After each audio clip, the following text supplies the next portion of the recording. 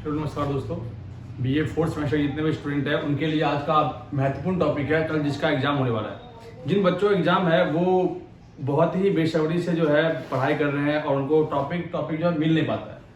कई यूट्यूबर जो क्या करते हैं कि बुक के पीडीएफ आप लोग को सेंड कर देते हैं, तो इससे पढ़ने से क्या होता है कि आप लोग चीज़ों को समझ नहीं पाते हो, एग्जाम में नंबर नहीं आ पाता और आपके मार्क्स होते हैं जिससे आगे आपको दिक्कतें आएगी। दोस्तों, मैंने हर एक पार्ट की वीडियो बना रखी है, जैसे कि प्रथम विश्व युद्ध, दूसरा विश्व युद्ध, भारत की विदेश नीति, शीत युद्ध, इन सभी तमाम चीज़ों पर मैंने आप लोगों के लिए वीडियो बना रखा है। तो उन वीडियो को आप जरूर देख लें और इसके बाद जो बचे हुए क्वेश्चन थे उनका मैंने यहाँ पे बना रखा है। ये 5 क्वेश्चन आपने कर लिया तो आपके एग्जाम में ऑलमोस्ट 4 क्वेश्चन आ ही जाएगा, तो आपका नंबर ऑलमोस्ट जो है A+ तो आना ही आना है, इसमें कोई रोक टोक नहीं है। एग्जामिनर मांगता है आपका फैक्ट, और आप जब तक फैक्ट लिखेंगे नहीं तब तक आपका नंबर आएगा नहीं। तो वीडियो जितना आप शेयर करेंगे, अगले सेमेस्टर जो 5th सेमेस्टर आएगा उसमें मैं आप लोगों को 15 से 20 दिन पहले क्वेश्चन आप लोगों को दे दूंगा, ताकि आप लोगों को पढ़ने में दिक्कत ना आए। तो आप लोग हमारे चैनल को सब्सक्राइब करें और अपने दोस्तों को शेयर कर दें। तो दोस्तों, लाइक करना ना भूलें। क्वेश्चन को समझते हैं कि यूरोपीय संघ, पंचशील योजना, 9/11 घटना, इराकी फ्रीडम, अमेरिकी वर्चस्व, वैश्वीकरण या प्रथम खाड़ी युद्ध। मैंने इनको मोटा मोटा इसलिए लिख दिया ताकि आप लोग को लिखने में दिक्कत ना हो। ये पॉइंट को याद करके अपना एग्जाम में आप लिख सकते हैं। टिप्पणी आएगी इसके ऊपर, यूरोपीय संघ के ऊपर टिप्पणी बनाए। तो जरूरी बात यह है कि हमने देखा कि जब अंतरराष्ट्रीय संबंध की बुकों को पढ़ते हैं तो हमें 3 चीज देखने को मिलती है। एक तो यूरोपीय संघ, एक आपका आसियान और एक आपका शार्क। तो तीनों में तो डिफरेंट यही है कि यूरोपीय संघ यूरोपीय कंट्री ने बनाया, शार्क की स्थापना भारत के पड़ोसी देशों ने की, और आसियान की स्थापना जो आपके साउथ ईस्ट एशिया की जो कंट्री है, एशियन कंट्री है, उन्होंने की, जिन्हें Malaysia, Thailand, Philippines, Singapore, Brunei, Indonesia, Singapore, ये तमाम कंट्री 10 कंट्रियों ने की है। इसके अलावा शार्क की स्थापना लगभग 7-8 देशों ने की है, पाकिस्तान, अफगानिस्तान, भूटान, मालदीव, श्रीलंका, इन देशों ने की है। तो ऑलमोस्ट हम देखते हैं कि यूरोपीय संघ को समझते हैं। शार्क भी जिस प्रकार से यूरोपीय संघ, इस प्रकार से क्षेत्रीय संगठन है। आसियान भी एक क्षेत्रीय संगठन है। आसियान की स्थापना 1985 में हुई थी, 67 में, जबकि शार्क की स्थापना 1985 में। ये डेट आप लोगों को याद रखना है, ठीक। यूरोपीय संघ की बात करते हैं। यूरोपीय संघ की स्थापना उस टाइम पे हुई थी जिस टाइम पे हमने देखा कि बहुत सारे देश, यूरोपीय देश आपस में ही लड़ रहे थे। इन देशों में एकता की कमी, बहुत बड़ी कमी थी। अमेरिका ने सोचा क्यों ना यूरोपीय देशों को एक किया जाए, और अमेरिका बिना फायदे का कोई काम नहीं करता। उन्हें नुकसान अगर दिखता है वो काम नहीं करता। अमेरिका को कहीं ना कहीं यूरोपीय देशों से फायदा लेना था। फायदा लेना यह था कि यूरोपियों की अधिकांश कंट्री जो थे वो यूएसएसआर के समर्थन में थे शीत युद्ध के टाइम में, और वो आपस में ही लड़ रहे थे। तो अमेरिका को लगा कि इन कंट्री को अपने तरफ खींच करके इन्हें पूंजीवाद में बदल दूंगा, कैपिटलिज्म में, और इनकी अर्थव्यवस्था भी ठीक हो जाएगी और मारपीट भी बंद हो जाएगी और यहां से अपना व्यापार शुरू हो जाएगा। तो अमेरिका ने यूरोपीय देशों को जो है मार्शल योजना के तहत, कब, तो 1948 में 1948 में मार्शल योजना के तहत आर्थिक सहायता दी। इस आर्थिक सहायता को पा करके यूरोपीय देशों ने 27 देशों की राजनीतिक और आर्थिक मंच तैयार किया, जिसे यूरोपीय संघ कहते हैं। शुरुआत में लगभग 7 से 8 कंट्री ने इसमें हिस्सा लिया यूरोपीय संघ में। यूरोपीय संघ उस टाइम पे यूरोपीय संघ नहीं था। जब इसकी स्टैब्लिशमेंट हुई थी मार्शल प्लान के साथ, तो उस टाइम पे ये था EEC, अर्थात यूरोपीय इकोनॉमिक कम्युनिटी। इसकी स्थापना हुई थी रोम के संधि के अनुसार। रोम की ट्रीटी हुई, रोम के संधि के अनुसार 1953 में EEC की स्थापना हुई, और यही EEC आगे जाकर के 1992 में यूरोपीय संघ बन गया। 27 देशों में आप कुछ देशों को याद कर लें, जिनमें Britain, France, Netherlands, East Germany, West Germany, Denmark, पुर्तगाल, स्पेन, बेल्जियम, बुल्गारिया, रोमानिया, चेक गणराज्य, एस्टोनिया, माल्टा, पोलैंड, हंगरी, इन तमाम कंट्रियों के एक गुट है जिसे हम कहते हैं यूरोपीय संघ। यूरोपीय संघ अपने ही यूरोपीय देशों की बीच जो है आर्थिक भागीदारी देने के लिए हमने देखा कि एकल बाजार की स्थापना की। इस एकल बाजार में कहा गया कि यूरोप के जितने भी कंट्री है उन कंट्रियों में बाजार के जो प्रोडक्ट होंगे उन प्रोडक्ट का जो रेट होगा वो फिक्स होगा, कहीं ज्यादा है कम नहीं होगा। जैसे इंडिया में जो चीजें 10 रुपए की है, पाकिस्तान में उस रेट को चेंज कर देते हैं, बांग्लादेश में वो रेट चेंज हो जाता है, नेपाल में वो रेट होता है चेंज। लेकिन यूरोप के ब्रिटेन हो या फ्रांस हो जर्मनी हो, उन तमाम देशों में जो आपके प्रोडक्ट है वो सब इक्वल रेट में बिकते हैं। तो एकल बाजार की स्थापना की गई। इसके बाद 1999 में साझी मुद्रा मतलब यूरो चलाया कि पूरे यूरोपीय संघ के देश एक ही डॉलर यूरो को अपनाएगा और उस करेंसी को फॉलो करेगा, जिससे करेंसी काफी मजबूत होगी। और हुई 2006 में जो इसकी जीडीपी हुई थी वो 12,000 अरब डॉलर से अधिक थी, जो कि अमेरिका से भी कई गुना ज्यादा मानी जाती है। इसमें 21 देश जो है 21 देश जो है वो नाटो के सदस्य देश है। नाटो की स्थापना 1949 में अमेरिका ने की। नाटो का पूरा नाम नॉर्थ अटलांटिक ट्रीटी ऑर्गेनाइजेशन है। वर्तमान में इसमें लगभग 33 देश है। नया देश आपका फिनलैंड जो है इसमें जुड़ गया है। भारत के अभी जो कल परसों की न्यूज है उसमें दिखाया गया कि भारत जो है नाटो में शामिल होने से मना कर दिया। अमेरिका जो है भारत को ऑफर दिया था लेकिन भारत ने मना कर दिया। 2016 में ब्रिटेन को ईयू से अलग कर दिया गया, अर्थात ब्रिटेन जो है अपने आप को यूरोपियन यूनियन, ईयू मतलब यूरोपियन संघ, यूरोपीय संघ से अलग हो गया। यूरोपीय संघ के सदस्य देश फ्रांस के पास लगभग 350 परमाणु हथियार। फ्रांस जो है सुरक्षा परिषद के स्थायी सदस्य है, जो कि यूरोपीय संघ का भी मेंबर है। यूरोपीय संघ आर्थिक, राजनीतिक, सेना को लेकर के विश्व में काफी ज्यादा ही मजबूत स्थिति लाता है। यूरोपीय संघ के देश के पास अपना एक झंडा है, जिस झंडे पर 12 सितारे हैं और वो सितारे एकता के प्रतीक को दिखाता है। यूरोपीय संघ आपसी मुद्दों को, एक पॉइंट और ऐड करेगा कि यूरोपीय संघ आपसी मुद्दों को बातचीत द्वारा हल करता है। ठीक, ये था आपका यूरोपीय संघ। आगे आते हैं पंचशील योजना। भारत की विदेश नीति में मैंने एक पॉइंट छोड़ दिया था आपका, पंचशील योजना। पंचशील योजना शांति के 5 सिद्धांत पर आधारित है। ये पंचशील योजना भारत की विदेश नीति के एक अहम पॉइंट भी था, लेकिन अब वो पंचशील योजना भारत और चीन के बीच नहीं है। इसकी स्थापना हुई थी, संधि हुई थी 1954 में। 1954 में एक संधि हुई। इस संधि के दौरान भारत और चीन के बीच शांति संधि, जिसे पंचशील कहते हैं, इस शांति संधि के दौरान शांति के 5 सिद्धांत पर हस्ताक्षर किया गया। कौन? भारत और चीन ने किया था। दोबारा रिपीट करता हूं, पंचशील योजना 1954 में भारत और चीन के बीच हुआ था। इस योजना के तहत शांति के 5 सिद्धांत शुरू हुए थे। शांति के 5 सिद्धांत शुरू होने के बाद देखते हैं 1955 में हिंदी चीनी भाई भाई के नारे लगते हैं। शांति के 5 सिद्धांत में आप कॉमन चीज है ना कि एक देश दूसरे पर कभी अटैक नहीं करेगा। कौन? भारत और चीन आपस में कभी एक दूसरे पर हमला नहीं करेगा। दूसरी बात, एक दूसरे के आंतरिक मामले में दखल नहीं देगा कि चाइना क्या कर रहा है, इंडिया क्या कर रहा है, कोई इंटरफेयर नहीं करेगा। दूसरा, विवाद के मुद्दों को बातचीत द्वारा हल करने का प्रयास करेगा। तीसरा पॉइंट। चौथा पॉइंट इसमें दिया गया था कि कोई भी व्यापारिक मुद्दा होगा उनको वर्ल्ड लेवल पर ले जाने का प्रयास करेगा, मतलब व्यापार में सहयोग देगा।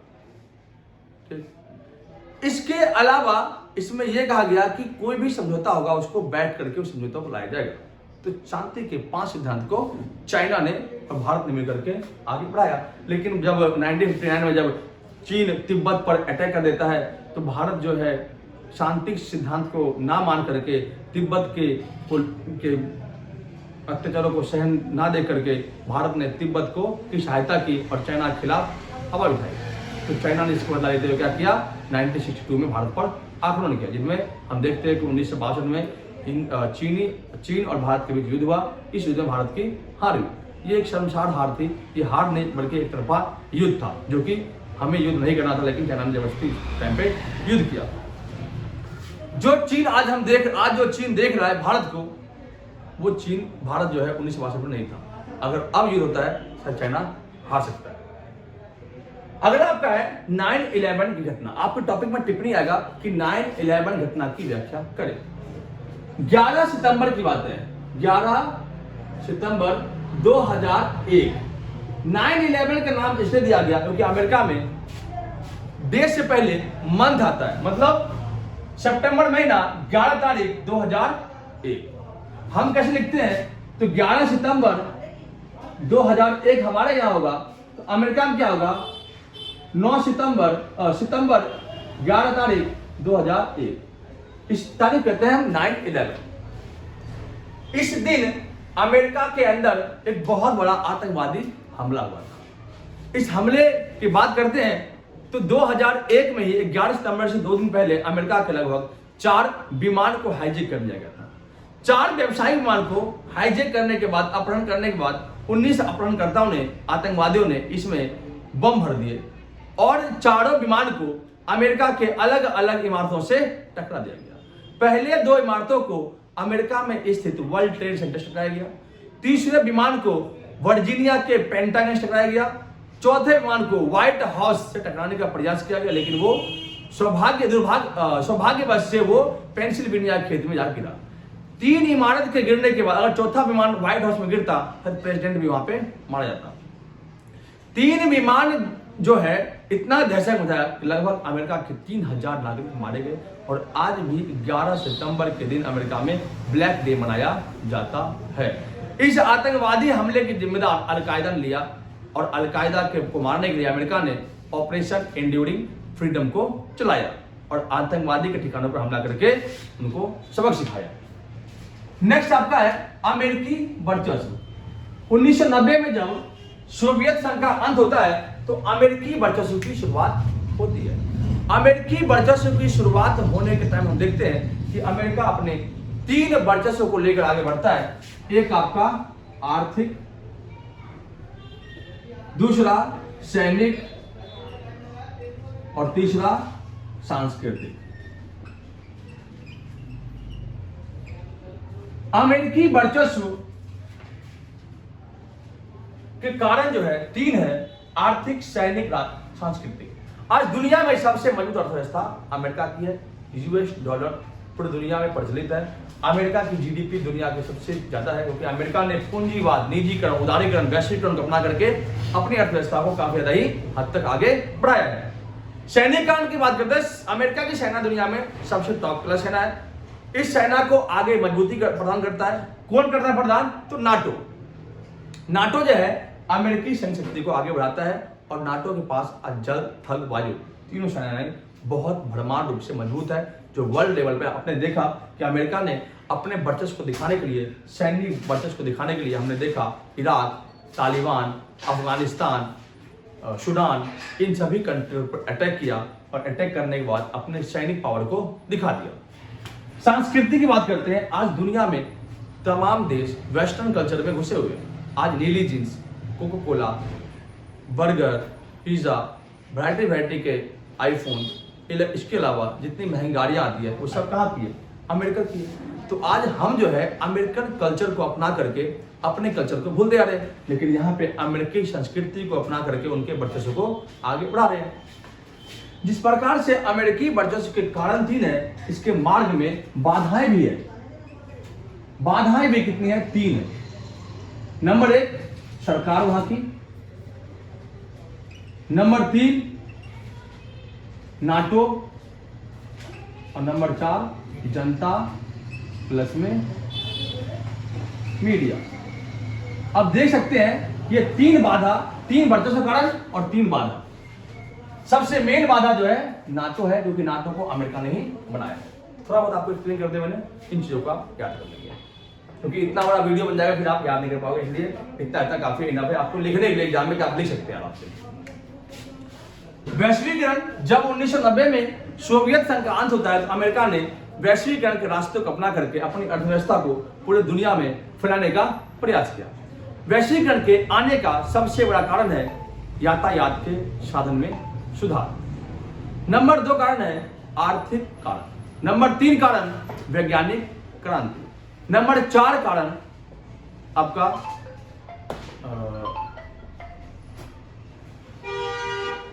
आर्थिक कारण, यातायात के साधन में सुधार, वैज्ञानिक क्रांति, इंटरनेट का आविष्कार, इसके अलावा इसके अलावा कह सकते हैं तो अंतरराष्ट्रीय संस्थाएं जैसे कि वर्ल्ड बैंक, IMF, इन संस्थाओं ने काफी ज्यादा वैश्वीकरण को आगे बढ़ाया है। वैश्वीकरण के प्रभाव है आर्थिक प्रभाव। आर्थिक, क्योंकि आज हम आर्थिक रूप से गुलाम होते जा रहे हैं। आज बड़ी बड़ी कंपनियां हमसे अधिक से अधिक काम करवा रही है और हम जो है उसके चंगुल में फंस चुके हैं। राजनीति की बात करते हैं तो आज जो है अमेरिका, आज जो है वैश्वीकरण के जरिए हम देखते हैं कि हमारा राजनीतिक स्थिति खराब हो रहा है। आज पुलिस राज्य वो कार्य नहीं कर रही है जो उसको करनी है। आज कानून जितने ही बनते हैं वो बड़ी बड़ी कंपनियों को देख करके यहाँ पे कानून बनते हैं। आम जनता को इससे कोई मतलब नहीं होता क्योंकि फायदे कंपनियों को दी जाती है। संस्कृति की बात करते हैं तो भारत की संस्कृति ऑलमोस्ट खत्म होती जा चुकी है क्योंकि हम जो है वेस्टर्न कल्चर में घुस चुके हैं और हमारी संस्कृति जो है वैश्वीकरण कारण से खराब होता है। ये आपको लिखना है, ऑलमोस्ट याद होगा आपको। प्रथम खाड़ी युद्ध, लास्ट आपका पॉइंट है, जिसे हम फर्स्ट गल्फ वॉर कहते हैं या इसे ऑपरेशन डेजर्ट स्टॉर्म भी कहते हैं। प्रथम खाड़ी युद्ध सन 1990 में हुआ क्या था, तो इराक जो था, इराक उसने कुवैत पर अपना अधिकार कर लिया। इराक ने कुवैत जब अधिकार किया तो कुवैत को आजादी करने के लिए अमेरिका ने इराक पर हमला कर दिया। इस हमले से कुवैत तो आजाद हो गया लेकिन अमेरिका को इराक के ऊपर कब्जा करने में सहायता मिली। इस ऑपरेशन इराकी फ्रीडम में लगभग 6,60,000 सैनिक भाग लिए, जिनमें लगभग 75% सेना अमेरिका की थी। दुनिया ने देखा कि किस प्रकार से इराक को अमेरिका ने तहस नहस कर दिया और कुवैत को आजाद कर दिया। इसके बाद 2003 में आपका आता है operation Iraqi freedom. Iraqi freedom मतलब इराक से सद्दाम हुसैन की सरकार को खत्म करना। ऑपरेशन इराकी फ्रीडम में देखने को यह मिलता है कि सद्दाम हुसैन को गिराने के लिए, सद्दाम एक तानाशाही सरकार था, जनता उससे नाखुश थी, वहां पे आइंदा जो है आतंकवादी हमले होते थे, बेमौत जनता मारी जाती थी। तो इन समस्याओं को निपटने के लिए अमेरिका ने क्या किया, सद्दाम हुसैन को गिरफ्तार किया।